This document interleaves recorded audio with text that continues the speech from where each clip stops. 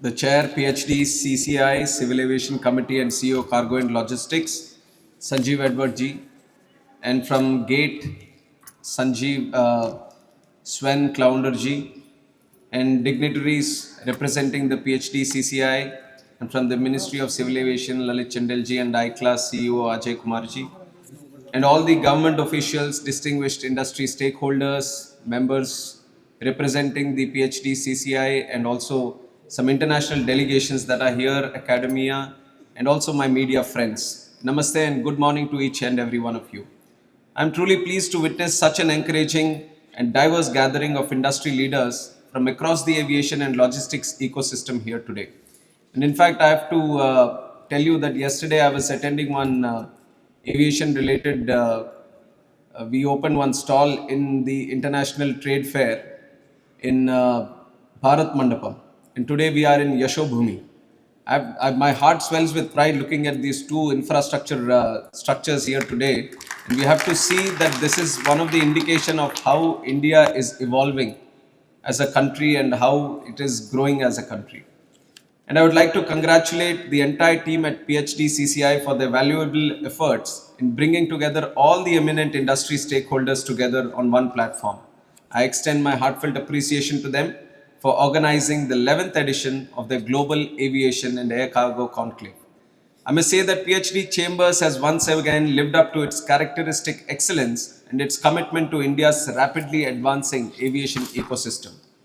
India's expansive airspace of 2.8 million square nautical miles is today brimming with opportunities, optimism, and outstanding potential. Under the impactful leadership of our Prime Minister Shri Narendra Modi ji, Indian skies are today gateways to connectivity, gateways to commerce, and gateways to global collaboration. And in this context, I find the theme of this two-day conclave, Gateway to the Skies, to be very, very appropriate. In the civil aviation's present transformative era, India has emerged as a strategic gateway for passenger movements, cargo transshipments, and MRO activity. Over the past decade, under the leadership of our Prime Minister, India has witnessed a revolution in the skies. Our aviation network has expanded from 74 airports in 2014 to 164 and counting to the present day.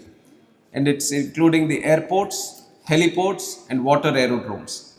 Through UDAN, which was a very revolutionary scheme which connected the hinterland and also the unserved and underserved airports, we have brought first-time flyers in the country to the forefront of India's growth story, making flying more accessible to the common man and available for every region, every route, and making it as affordable and as convenient for the common citizen. And growth numbers stand as a proud testimony to India's resounding success in transforming our skies into truly democratized gateways of connectivity and opportunity. If I can share some examples from this, last week on November 10th, we have transported 5.3 lakh passengers in one single day, which is the highest single day traffic ever in India's history. 5.3 lakh. In fact, last November, around that time, February, we have touched 5 lakh for the first time. And we were thinking this is a great achievement, but today we are seeing that every other week we are touching 5 lakhs. And our airlines now carry 240 million passengers annually, that surpasses the total population of most countries of the world. By 2030, this number is projected to step up to 500 million passengers annually, which is more than the flyers of Germany and Japan both combined. Sven would be very happy with this number, I believe, coming here and trying to work with aviation. To match this demand and ambition, what is required? It is the intention of the government. And now Sanjeev ji has also put in very, very aptly that what we require now, the ideas are all there, not only within the country, but there are people trying to associate from outside and trying to bring in new technologies, new infrastructural projects, and new kinds of ideas into this aviation. But what we need is to work with speed, work with scale, and that is the intention of the government today. I believe that our potential exceeds far beyond passenger growth. We have a geographical advantage, we have a dynamic market potential and skilled manpower, which give us a competitive edge across different regions in the globe. And one of the sectors where this which potential is very, very promising is our cargo volumes. Our cargo volumes are growing at a staggering 47% over the last decade. Our country today ranks 6th globally in total air cargo volumes, 3rd in domestic freight, and 12th in international freight. Our cargo handling capacity has now reached 8 million metric tons, growing at more than 10% annually with a focus on warehousing for perishables and streamlined custom protocols. And we have set ambitious goals for air cargo also, scaling up the throughput further to 10 million metric tons by 2030 and to 21 million metric tons by 2047, which is the year when we want to see Viksit Bharat happen, the country to be fully developed. And I'm proud to note that the creation of physical infrastructure under the PM Gati Shakti scheme, which is the National Master Plan for the Multimodal Connectivity, the National Logistics Policy 2022, and the creation of a single market through GST have been critical enablers for development of logistics sector in the country.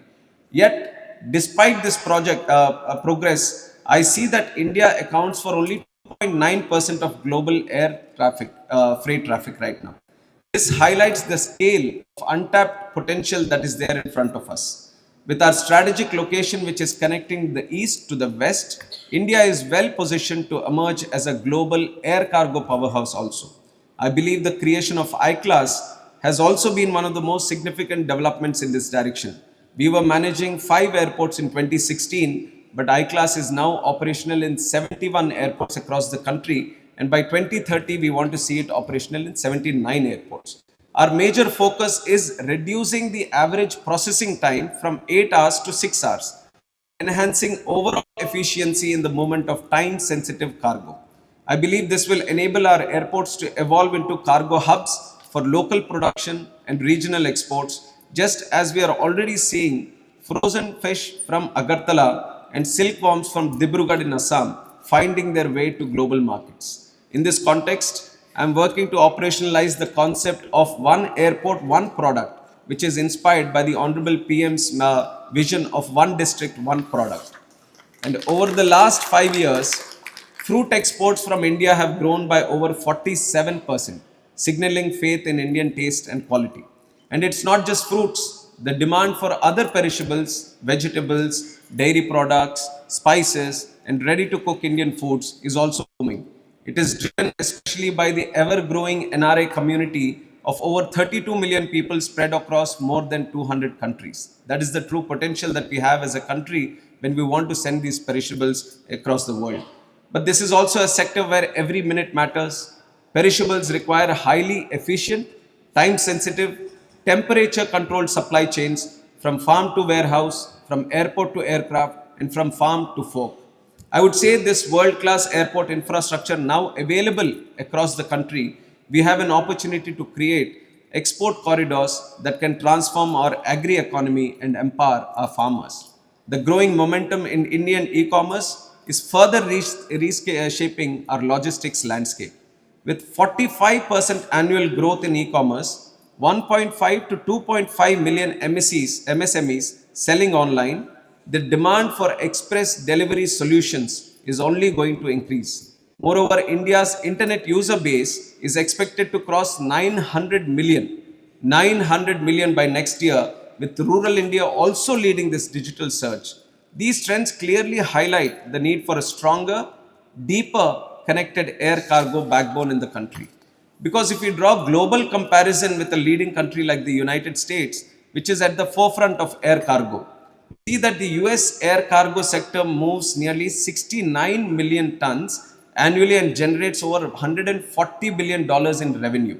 I see that as a major driver of the explosive growth of e-commerce in the country, which is driven by giants like Amazon, Walmart, who build dedicated air fleets and last mile networks. In India, as our e-commerce market is set to cross 200 billion in 2025, the same momentum is building here. The surge in digital adoption, the rise of MSMEs going online, and the increasing reliance on mobile commerce are all fueling demand for express logistics solutions. And I think pharma would be also another driving force for the Indian air cargo.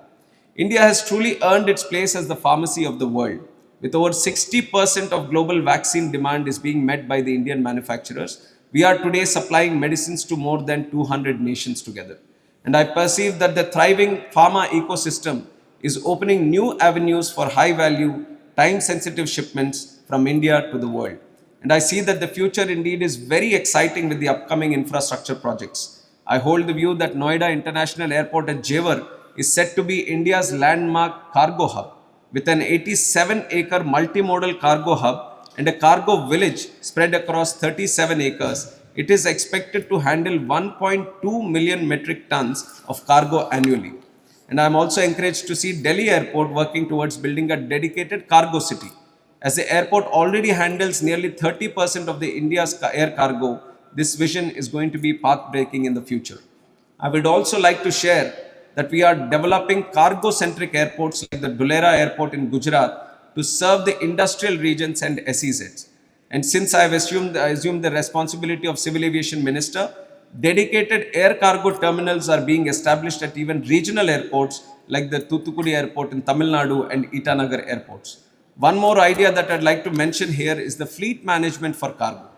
With India's aircraft fleet size expected to double to 1500 over the next 10 to 15 years, it naturally implies a corresponding increase in the belly cargo capacity. However, I believe that with the trade volumes rising, the developing fleet of dedicated freighters has become essential for sustaining and accelerating India's export potential. The limitations of belly cargo, particularly for high-valued goods like medical equipment, machinery, or temperature-sensitive consignments, highlights the need for a dedicated freighter aircraft. Globally, major international carriers operate extensive fleets of dedicated freighters, ensuring wide coverage and high volume capacities. USA, like I mentioned earlier, has over 200 dedicated aircraft freighters. In contrast, current Indian fleet has registered freighters of just 17, which is far below the demand that is going to be presented in the country. So given the commercial viability of dedicated freighters, I strongly encourage Indian carriers to explore expansion in this specific area. At this platform, we must also recognize the significant contribution of air cargo to the revenue profile of airlines, accounting for nearly 10 to 15% of their overall income. In fact, cargo revenue provides a critical buffer for airlines during unpredictable times. There is a lot of discussion on the viability of airlines and the sustainability of the airlines also. So we have to compensate, we have to cross-subsidize, we have to engage ourselves in air cargo volumes also, so that in times of difficulty in those non-peak seasons, so there is a balance in the revenue that is expected by the airlines. And most significantly, it creates thousands of direct and indirect jobs in handling, packaging, warehousing, customs, transportation and logistics. While talking about freight cargo, I would also say that we must look into the future of express delivery beyond cargo aircraft. I see that drones are the next big revolution that India is going to see in the last mile delivery in India. Our drone industry is expected to grow from 2,900 crores in 2020 to 2.95 lakh crores in 2030. Within 10 years, from 2,900 crores to 2.35 lakh crores. Companies are actively piloting drone delivery models for e-commerce, healthcare, and emergency response. I had the opportunity to inaugurate one such project last year at AIIMS Rishikesh, where drones were used to deliver medicines to patients in remote villages and collect diagnostic samples. Such initiatives represent the kind of innovation India's cargo and logistics sector must nurture and also must scale. Other than air cargo, one another sector where India is steadily building its competitiveness is the MRO sector, maintenance, repair and overhaul sector. And I can firmly say that India is on the path of becoming the MRO powerhouse of the entire Asia Pacific region. Considering the magnitude of this opportunity, an aircraft carrying 150 to 180 passengers is made up of nearly 3 to 4 million parts. Today we have about 850 aircrafts under scheduled operations, which is double the number we had just a decade ago, and this fleet is supposed to be doubling up again in the next 5 years. This rapid expansion is creating an MRO opportunity that is not only massive, but also going 3 times faster than the global average. Currently valued at $2 billion US, our MRO market is also set to double itself to $4 billion by 2030. But 85% of this, around 1.8 billion US dollars, is met through imports, with 80% of base maintenance, 95% of engine overhauls, and 95% of component maintenance are still performed abroad, primarily in Singapore, Malaysia, UAE, due to capacity constraints. So, by allowing 100% FDI in the automatic route, simplifying the tax structure with a uniform 5% GST on aircraft components, and abolishing royalties for MROs, we have positioned India as a competitive hub for MRO operations. And I'm also pleased to highlight that the first legislation that I passed in the Parliament as Civil Aviation Minister, which is the Bharatiya Vayuyan Adhiniyam, provides a comprehensive regulatory framework enabling India as a state of design, manufacture, and maintaining an aircraft and its components domestically. With our fleet expected to exceed 3,800 aircrafts in the next 20 years, my vision is to ensure that every plane can be efficiently managed, maintained, repaired, and overhauled on our Indian soil. With this same vision, we are taking defining and decisive steps to position India as a preferred global destination for the aircraft leasing industry, for pilot training, for wider aviation training ecosystem. And the vision of elevating India's aviation growth to global leadership aligns perfectly with our Honorable Prime Minister Narendra Modi ji's resolve for a Viksit Bharat 2047. I would like to mention one of the biggest strengths powering this vision is our demography. India has one of the youngest populations in the world. More than 50% of our people are aged below 25, and the average age of an Indian today is 28 years, whereas if you compare it with the United States, it's 38, and China is also 38, and Japan is 48. The youth-driven energy is our biggest competitive advantage. I invite all the stakeholders and industry partners from across the world to invest in India, innovate in India, and integrate with India's rise. Because India is confident, India is committed, and India is ready to lead today. In the end, I once again acknowledge the PhD Chamber of Commerce and Industry for its remarkable contribution over 100 years in building synergies, strengthening industry-government collaboration, and supporting India's economic journey. Today, you will be discussing a lot of topics related to aviation. I've touched upon mostly air cargo and also MRO because I feel this is where the industry participation still has to be more. There are other sectors like the technology, the infrastructure, and the services related to the passengers, but that's the more attractive and interesting sector. So there are already a lot of people working in that area. But these two things of air cargo and MRO needs a much deeper collaboration with people in the industry, both domestically and internationally. So I prefer each and everyone to be working in those sectors. Today we are seeing exceptional growth in this aviation industry. Not only me, you have seen Sven also talk about it, who is from Germany. So there is a validation from people across the world that if you want to see the most promising sector anywhere in the world, it is in India, and it is aviation in India. So it is not about what is going to come abroad, what is going to come as an opportunity in front of us, because the opportunities are there. The thing right now is how fast can you react on it and how fast can you take this opportunity. And the government intention is to facilitate for that, bring in as many as people as possible into this industry and facilitate them with good policy making, with good collaboration from the government, and with the ease of doing business, also perform speed of doing business. So with that intention, I conclude, and I would also like to extend a warm invitation to all stakeholders to participate in Wings India 2026, which is our flagship aviation show, which is going to be in January in Begumpet, Hyderabad. And this, we do it every 2 years from the Ministry of Civil Aviation, and it's going to be one of the biggest air shows in the country, and not only in the country, but also in Asia. So I invite all the aviation related enthusiasts and the stakeholders to come and participate in it. And I look forward to seeing the cargo sector, the MRO industry, and all the other allied activities and ancillary activities to be represented in the full strength in the future. So thank you once again. Jai Hind.